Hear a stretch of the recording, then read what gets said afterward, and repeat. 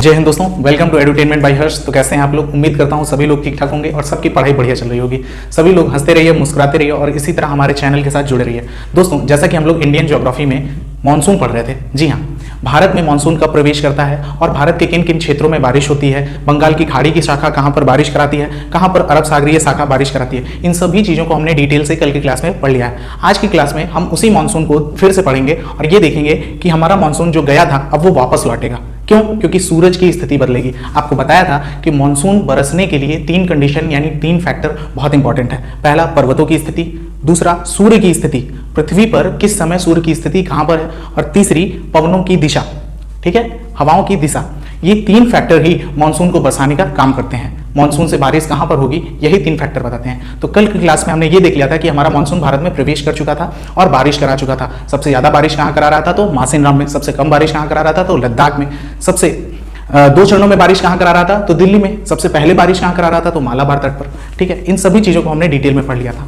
आज हम उसी के आगे बढ़ेंगे। लोग मानसून का निवर्तन पढ़ेंगे, जिसे इंग्लिश में रिट्रीटिंग ऑफ मानसून कहते हैं। ठीक है, आपको बता दें कि आने वाले मानसून से भारत में कुल 80% वर्षा होती है, जब लौटते हुए मानसून, जिसे मानसून का निवर्तन कहते हैं, उससे भारत में 17% बारिश होती है। तो आज हम 17% बारिश देखेंगे। ठीक है, तो शुरू करते हैं। तो आइए समझते हैं कि कैसे भारत में लौटता हुआ मानसून आता है। ठीक है, तो सबसे पहले आपको बता दें कि सूर्य की जो प्रकाश की किरणें सीधी यानी वर्टिकल पड़ती हैं, वो इन्हीं तीन रेखाओं के बीच में पड़ती हैं। पहला कर्क रेखा, दूसरा विषुवत रेखा और तीसरा मकर रेखा। इन्हीं तीन रेखाओं के बीच में ही सूर्य की प्रकाश की किरणें सीधी पड़ती हैं यानी लंबवत पड़ती हैं। और आपको बता दिया था कि जून के महीने में सूर्य कहां होता है? तो भैया कर्क रेखा पर होता है। उसके बाद सितंबर के महीने में सूर्य कहां होता है? तो विषुवत रेखा पर होता है। या मार्च के महीने में कहां होता है भाई? तो विषुवत रेखा पर होता है।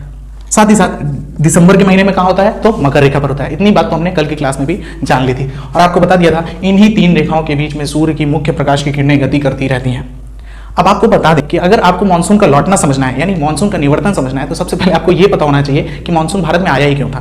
तो आपको बता दें, जिस समय मानसून भारत में आया था, तो भारत में मानसून कब आया? तो जून के समय में आया। और जून के समय में सूर्य कहां होता है? तो जून के समय में यानी जून के महीने में सूर्य कहां होता है भाई? तो जून के महीने में कर्क रेखा पर सूर्य होता है। ठीक है, इसका मतलब है भारत के बीचों बीच से कर्क रेखा गुजरती है। इसका मतलब है इस समय सूर्य की सीधी प्रकाश की किरणें भारत पर पड़ेंगी और भारत पर जो भी हवाएं होंगी वो गर्म होकर ऊपर उठ जाएंगी। और गर्म हवाएं जब ऊपर उठेंगी तो उन खाली जगहों को भरने के लिए बाहर से हवाएं आएंगी, बाहर से हवाएं आएंगी। ठीक है, और मानसून को भी साथ में लाएंगी। यही कारण है कि भारत में मानसून बरसाता है। कब? जून, जुलाई, अगस्त, सितंबर। लेकिन सितंबर आते आते सूर्य कहां पर आ जाता है भाई? तो सूर्य की स्थिति में भी तो परिवर्तन होगा। अब सूर्य यहां नहीं बल्कि विषुवत रेखा के पास चला गया। जब सूर्य विषुवत रेखा के पास चला गया तो वही कंडीशन तो यहां होगी भाई। अब विषुवत रेखा के पास जाने पर सूर्य क्या करेगा? यहां की हवाओं को गर्म करेगा। गर्म हवाएं ऊपर उठ जाएंगी क्योंकि लो प्रेशर की हवाएं हैं। अब इन्हीं खाली जगहों को भरने के लिए हाई प्रेशर की हवाएं आएंगी। हाई प्रेशर की हवाएं आएंगी, खाली जगहों को भरने के लिए हाई प्रेशर की हवाएं आएंगी। ठीक है, इतनी चीज समझ में आई। अब जब ये हाई प्रेशर की हवाएं आएंगी तो अपने साथ जो बचा कुचा मानसून यहां पास था, कल आपको बता दिए थे कि पंजाब के पास अंतिम वर्षा होती है। अंतिम मानसून कहां बरसता है? तो पंजाब में। वही जो मानसून है वही अब वापस आएगा और लाएगा कौन उसे? ये हाई प्रेशर की हवाएं। क्यों? तो आपको बता दें मानसून आया क्यों था? सूर्य की स्थिति कर्क रेखा पर थी। मानसून जा क्यों रहा है यानी लौट क्यों रहा है? तो क्योंकि सूर्य की स्थिति विषुवत रेखा पर हो गई। तो सारा खेल यहां सूर्य का है। सूर्य की स्थिति जहां पर रहेगी यानी सूर्य के प्रकाश की स्थिति जहां पर रहेगी, मानसून उसके पीछे पीछे जाएगा। ठीक है, इतनी चीज समझ में आ गई। तो अब इसको हम लोग मैप में समझते हैं। तो आपको पता है कि भाई मानसून आया कहां से था? तो मालाबार तट से आया था और दो शाखाओं में विभाजित हो गया था। एक अरब सागरीय शाखा, दूसरी बंगाल की खाड़ी की शाखा। तो ये है मानसून की दिशा। ऐसे ही मानसून आगे बढ़ता गया था, आगे बढ़ता गया था, आगे बढ़ता गया था। ठीक है, और इधर से मानसून बंगाल की खाड़ी से चला था और मेघालय में बारिश कराया। उसके बाद इधर आया और यही पास मानसून हमारा मिल गया।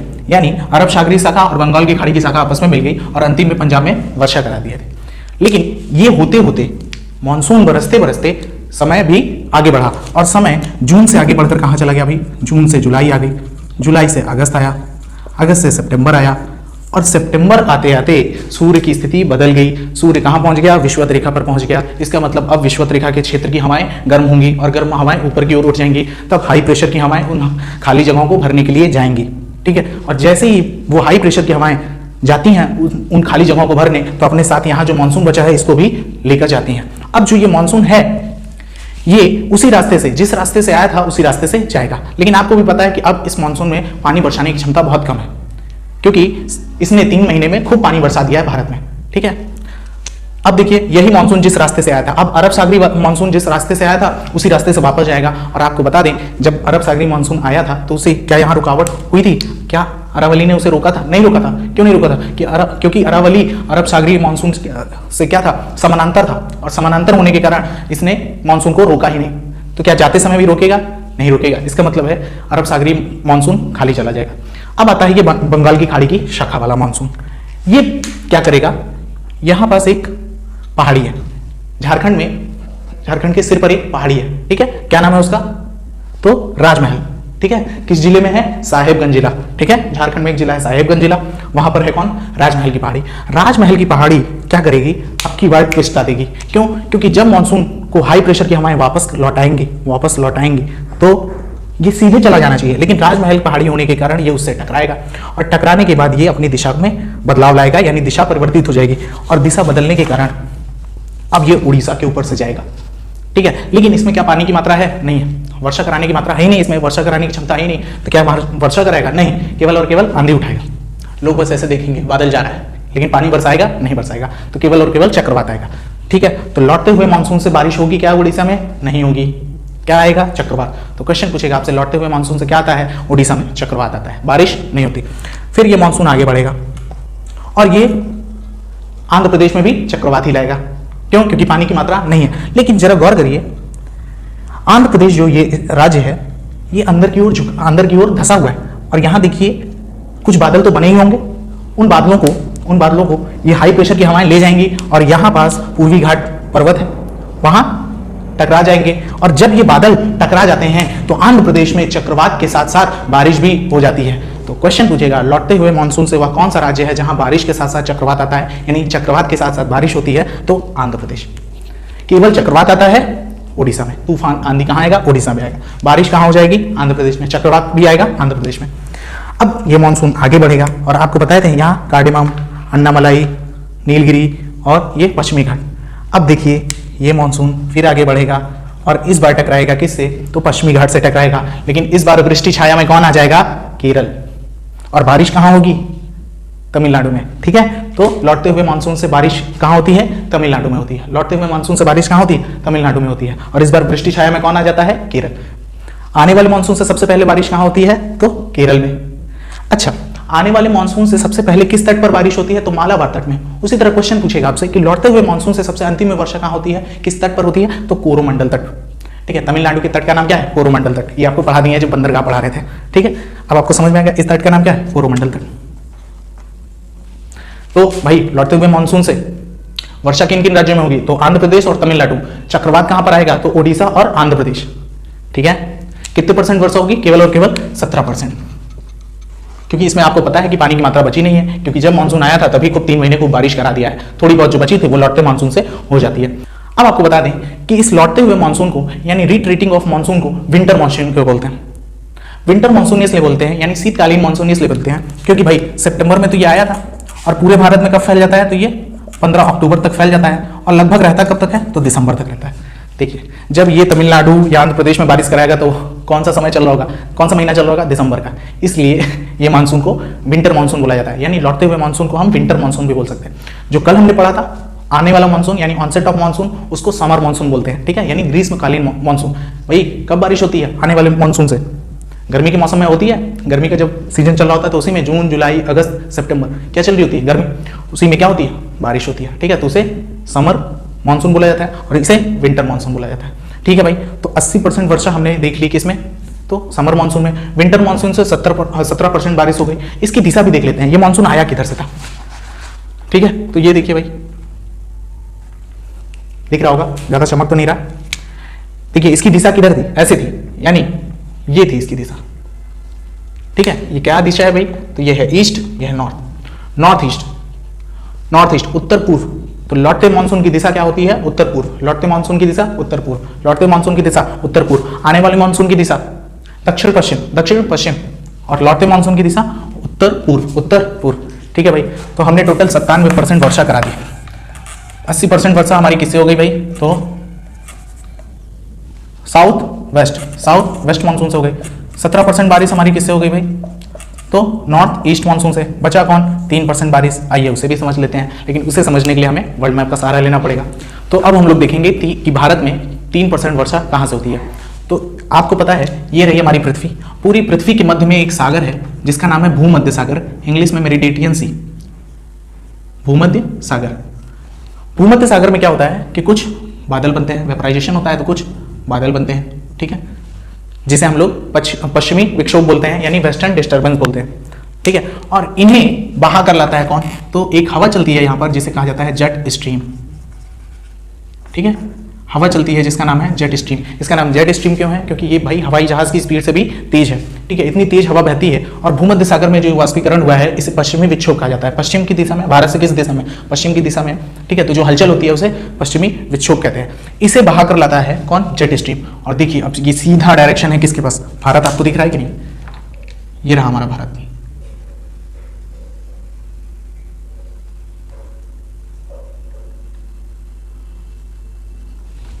ठीक है।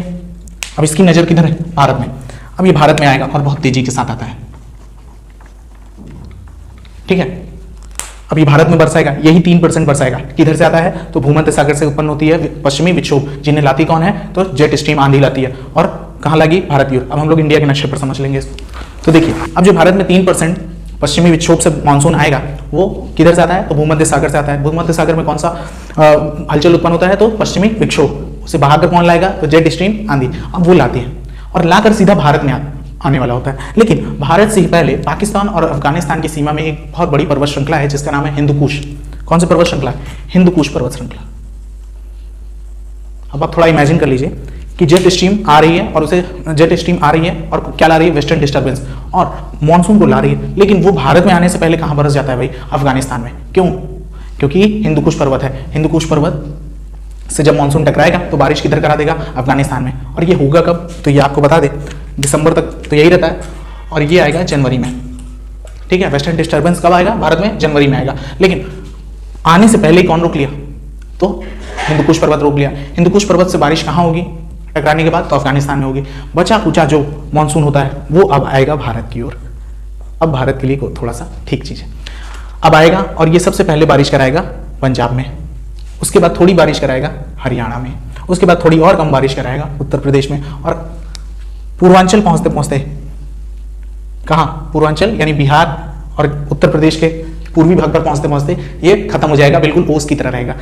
इसीलिए हम लोग की तरफ यानी इलाहाबाद की तरफ या कौशाम्बी की तरफ जो लोग रहते हैं उन लोग जनवरी या फरवरी में देखते हैं तो क्या बहुत ज्यादा बारिश होती है? क्या? थोड़ी बहुत। वो बारिश कहां से आई होती है भाई? किस मानसून से? तो वो वेस्टर्न डिस्टर्बेंस से आया रहता है। किससे? वेस्टर्न डिस्टर्बेंस से। अब देखिए जैसे जैसे आपको भी पता है कि सबसे ज्यादा अगर बारिश होगी उस मानसून से तो किसमें होगी भाई? पंजाब में होगी, उसके बाद हरियाणा में। जो कंपैरिजन अगर आप करेंगे तो सबसे ज्यादा कहाँ होगी? पंजाब में होगी। धीरे धीरे मानसून में पानी की मात्रा कम होती जाएगी और बारिश की मात्रा भी कम होती जाएगी। अब अगर मान लीजिए बाई चांस हिंदुकुश पर्वत से कुछ मानसून टकरा नहीं पाते और ऊपर ही ऊपर आगे आते हैं तो इधर अब की कौन खड़ा है राजस्थान में? अरावली। याद करिए जिस अरब सागरीय शाखा के लिए ये समानांतर पड़ता था, क्या इस बार वेस्टर्न डिस्टर्बेंस के लिए समानांतर है? नहीं भैया, इस बार लंबवत खड़ा है, ठीक है। इस बार आएंगे मानसून और टकराएगा। तो जब पश्चिमी विक्षोभ इनसे टकराता है तो क्या कराता है भाई? राजस्थान में बढ़िया बारिश करा देता है। तो इस बार राजस्थान वालों के लिए हरियाली हरियाली है, ठीक है। अभी तक राजस्थान में अरावली ऐसे टुकड़ों टुकड़ों दिख रही थी। जब अरब सागरीय शाखा आ रही थी क्या बारिश हो रही थी? नहीं। क्यों? क्योंकि समानांतर थी। इस बार पश्चिमी विक्षोभ जब आया तो क्या समानांतर है? नहीं। तो इसलिए राजस्थान में बारिश होती है और थार के मरुस्थल वाले लोग खुश हो जाते हैं। इसीलिए पूरी दुनिया का सबसे घनी आबादी वाला अगर कोई मरुस्थल है तो कौन सा है? थार का मरुस्थल। क्यों भाई? क्योंकि यहाँ बारिश हो जाती है। कौन कराता है? Western disturbance. इसीलिए राजस्थान के लोग इसे मावट कहते हैं। वेस्टर्न डिस्टर्बेंस से जो बारिश होती है राजस्थान के लोग इसे क्या कहेंगे? मावट कहेंगे। और आपको बताया था इस वेस्टर्न डिस्टर्बेंस से सबसे पहले बारिश यहाँ हुई थी? पंजाब में हुई थी। और पंजाब में उस सीजन में यानी नवंबर दिसंबर के बीच में क्या बो दी जाती है? गेहूं की फसल बो दी जाती है, ठीक है। और गेहूं की फसल बोने के बाद उसे थोड़ा बहुत पानी चाहिए होता है, ठीक है। और वो पानी कौन दे देता है? वेस्टर्न डिस्टर्बेंस, जिससे वो फसल लहलहा जाती है बिल्कुल। इसीलिए जो पंजाब के किसान हैं वो क्या कहते हैं? गेहूं के लिए फायदेमंद है और गेहूं एक रबी की फसल है, ठीक है। भाई जनवरी, दिसंबर और जनवरी के बीच में कौन सी फसल बोई जाती है? भारत में रबी की फसल बोई जाती है। इसी कारण पंजाब के लोग इसे रबी का टॉनिक कहते हैं। रबी की फसल का क्या कहते हैं? टॉनिक। है थोड़ा सा, लेकिन काम बढ़िया करेगा। यही काम करता है कौन? पश्चिमी विक्षोभ। रहता थोड़ा सा है 3%, पूरे भारतीय मानसून का केवल 3% पानी बरसाता है कौन? पश्चिमी विक्षोभ। लेकिन रबी की फसल के लिए टॉनिक का काम कर जाता है। तो खूब अच्छे से पंजाब वाले, हरियाणा वाले बढ़िया किसानी करते हैं। क्यों? क्योंकि भाई उनके यहाँ कोई दिक्कत नहीं, गेहूं उनका बिल्कुल टकाटक हो गया है। अब देखिए, अब हमने भारत में देख लिया कि कितने तरीकों से भारत में मानसून आता है। तो भारत में 3 तरीके से मानसून बारिश कराता है। सबसे पहला दक्षिण पश्चिम मानसून 80% बारिश करा देता है। उसके बाद उत्तर पूर्व मानसून 17% बारिश करा देता है। उसके बाद तीसरा पश्चिमी विक्षोभ 3% बारिश करा देता है। इस तरह पूरे भारत में 100% बारिश हो जाती है। तो आइए समझते हैं कि भाई समर जो मानसून था उसने कितना पानी बरसाया? तो 80%। उसके बाद विंटर मानसून 17%। उसके बाद वेस्टर्न डिस्टर्बेंस तो 3%। वेस्टर्न डिस्टर्बेंस को लाया कौन था? तो जेट स्ट्रीम आंधी इसको लाई थी। ठीक है। विंटर मानसून की दिशा क्या होगी? तो विंटर मानसून की दिशा क्या थी भाई? तो नॉर्थ ईस्ट। समर मानसून की दिशा क्या थी भाई? South west. समर मानसून में सबसे ज्यादा बारिश कहां पर होती है? मासिनराम में। क्वेश्चन पूछेगा मासिनराम में समर मानसून जो आया है उसकी किस शाखा से बारिश होती है? तो बंगाल की खाड़ी वाली शाखा से ही तो बारिश हुई थी। ठीक है। सबसे कम बारिश कहां हुई थी? लेह लद्दाख में हुई थी बारिश। सबसे अंतिम राज्य जहां पर पानी बरसा तो पंजाब। 2 चरणों में वर्षा कहां हुई थी? दिल्ली में। लौटते हुए मानसून से किन राज्यों में वर्षा होती है? तो आंध्र प्रदेश और तमिलनाडु में। ठीक है। वेस्टर्न डिस्टर्बेंस यानी पश्चिमी विक्षोभ से किन किन राज्यों में बारिश होती है? तो पंजाब में, राजस्थान में, हरियाणा में और थोड़ा बहुत यूपी में बारिश होती है। बिहार बिहार में बिल्कुल ना के बराबर बारिश होती है। ठीक है। तो उम्मीद करता हूं कि आपको इंडियन मानसून समझने में कोई समस्या नहीं होगी। आपने भरपूर तरीके से समझा होगा। और आपको बता दें, इसे देखने से पहले, ठीक है, रीट्रीटिंग ऑफ मानसून वीडियो से देखने से पहले आपको ऑनसेट ऑफ मानसून यानी मानसून का आगमन देखना जरूरी है। वो कैसे आया था उसी हिसाब से आपको ये समझ में आएगा। और मेन इसमें सूर्य की स्थिति का खेल था, आपने भी देख लिया। अब इसके बाद हम लोग ड्रेनेज सिस्टम ऑफ इंडिया पढ़ेंगे, यानी भारत में नदी तंत्र या अपवाह तंत्र, ठीक है, हिंदी में अपवाह तंत्र बोलते हैं, तो उसको देखेंगे। अगर वीडियो आपको अच्छा लगा हो तो प्लीज़ हमारे चैनल को शेयर करिए, लाइक करिए और कमेंट करिए। मिलते हैं नेक्स्ट वीडियो में, तब तक के लिए जय हिंद।